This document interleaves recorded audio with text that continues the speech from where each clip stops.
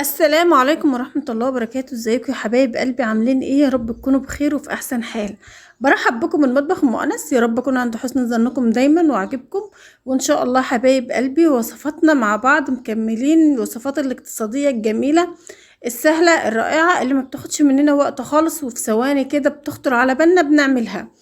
حبايب قلبي النهاردة بقى يعني ايه الصبح كده، بسم الله ما شاء الله، محتاجين بقى كوباية شاي على لبن، حتة كيك جنبها كده، تفتح النفس على الصبح كده، ويكون فطار خفيف كده. يعني ايه المستعجل اللي رايح شغله واللي رايح حضانة، اي حاجة تقدري ان انت تجهزيها في ثواني كده لاولادك، يا دوب عقبال ما اللبن بتاعك يغلي وتعمليه في الكوبايات تكون الكيكة بتاعتك كمان خلصت خلاص.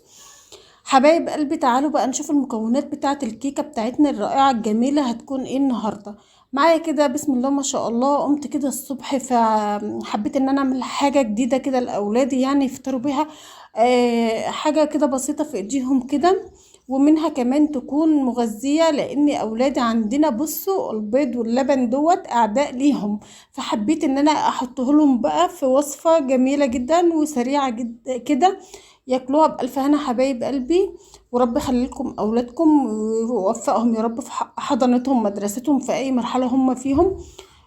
حبايب قلبي تعالوا بقى المكونات بتاعتنا موجودة طبعا في أي بيت. معايا اللبن، ومعايا البيض، ومعايا السكر من البيت، ومعايا كمان برتقانة كده عصرتها فريش يعني في العصارة الصغيرة كده. ومعايا حبايب قلبي عايزه اقولك كمان على حسب رغبتك، انت تقدري تعملي كميه بسيطه خالص، وتقدري تعملي اي حاجه كده زي ما انت شايفه. انا عملت صينيه محترمه كده يعني، تقضينا يومين تمام. هنزل كده بقى حبايب قلبي، معايا كوبايه الا ربع من الكوبايات الكبيره ديت زيت، وعليهم حبايب قلبي كوبايه وربع او كوبايه ونص من السكر ديت. لان حبايب قلبي السكر معايا بنحبه كتير، يعني بنحب السكر بتاعنا عالي في اي حاجه من الحلويات. هقلبهم كويس كده مع بعض الاول. لو حابه ان انت تضيفي مكان الزيت نصه كده سمنه او زبده براحتك، بتكون جميله جدا. بس في الوقت دوت انا قلت كل حاجه موجوده من البيت، وانا الصراحه ما عنديش سمنه. يستحسن طبعا السمنه البلدي في قلبها بتكون جميله جدا. بضربهم بالمضرب حبه كده، يعني ايه بدوب السكر في الزيت. طبعا السكر معروف مش هيدوب خالص في الزيت، ليه؟ السكر بيدوب في المواد اللي هي سايله، مثل مثلا اللبن الميه الحاجات ديت، انما الزيت طبعا ما بيدوبش السكر. في الوقت دوت حبايب قلبي هنزل بقى بالاتنين بيض معايا كده، وبيض يعني فانيليا في ثواني كده عليه علشان ريحة البيض طبعا، خصوصا لما يكون بيض من الدكان او السوبر ماركت بتاعك، يعني مش بيض بلدي تمام، بيكون ليه ريحة اكتر من البيض البلدي. ففي الوقت دوت في ثواني بنزل عليهم بالفانيليا علشان تكسر الريحة بتاعت ايه البيض، واديلهم تقليبة على السريع كده. طبعا البيض بتاعنا في السكر وكمان الزيت لونه بيتغير تماما اهوت، وبيعمل لي قوام كريمي كده. السكر مع البيض مع السمنة او الزيت بيعمل قوام كده زي ما انت شايفاه كده، كريمي كده ما شاء الله اهو. ايدي فيه باستمرار تقليب، بحس كده ان السكر بتاعي بيدوب معايا كده خلاص، بقى بحس كده ان هو راح خلاص في الذوبان كده. في الوقت ده حبايب قلبي بنزل بقى بعصير البرتقان بتاعي اللي انا فرماه عصير فريش كده بدون خلاط وبدون ايتها حاجة.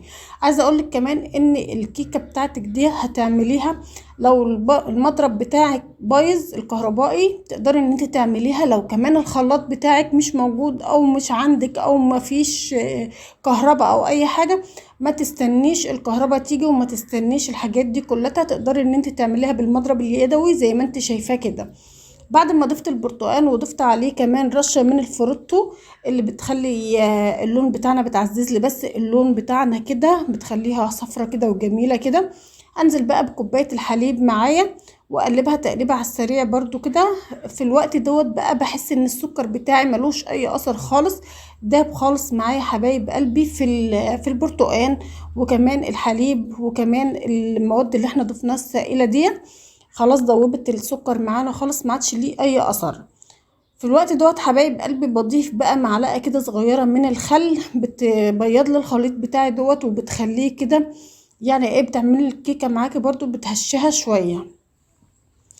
الدقيق بتاع حبايب قلبي بقى كوبايتين من الدقيق او كوبايتين ونص على حسب الصينيه بقى اللي انت هتعمليها، وعلى حسب المكونات السائله بتاعتك تاخد الدقيق منك، لان في دقيق بيشرب من السوائل وفي دقيق بيكون اقل حاجه منه السوائل بتقضيه. هنزل بقى طبعا بالتدريج كده، ما بنزلش بيه كله مره واحده، بنزل بالتدريج كده حبه بحبه، بحيث ان انا اشوف القوام بتاعي بيكون مظبوط معايا امتى، واقدر ان انا ارفع بقى ايدي من الدقيق، ما اقعدش اضيف منه دقيق. تقليب بقى مستمر على اتجاه واحد. اهم حاجة في المرحلة ديت يا حبايب قلبي ان الاتجاه بتاع التقليب يكون واحد بس، ما اروحش جاية راحة جاية كده، لا، على اتجاه واحد بس، عشان الهواء بتاع الكيكة بتاعتنا تبقى منفوشة كده وتكون عالية وهشة وجميلة جدا. ده كله بسر ان التقليب بيكون في اتجاه واحد. عايزة اقولك بقى كده ان خلاص القوام بتاعي بيكون جميل كده.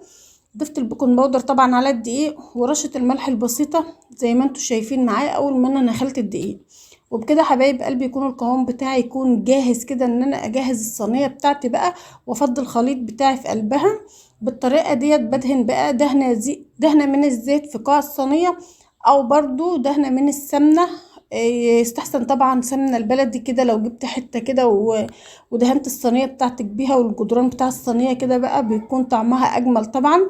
بس انا حطيت الموجود عندي برضو معلقة كبيرة كده من الزيت في قاع الصينية، ودهنتها كويس بالفرشة الجميلة بتاعتك، وكبيت بقى صبي بقى الخليط بتاعك زي ما انت شايفة كده في الصينية، وهزيها شوية وتدخليها الفرن، وبالمنظر الجميل اللي انت شايفاه دوت على درجة حرارة 180 درجة، تقعد معاكي بالظبط نص ساعة او اقل ب5 دقايق. تمام حبايب قلبي، زي ما انتوا شايفين كده الكيكة بتاعتنا شكلها جميل جدا، وكمان السوا بتاعتها واللون بتاعها جميل جدا.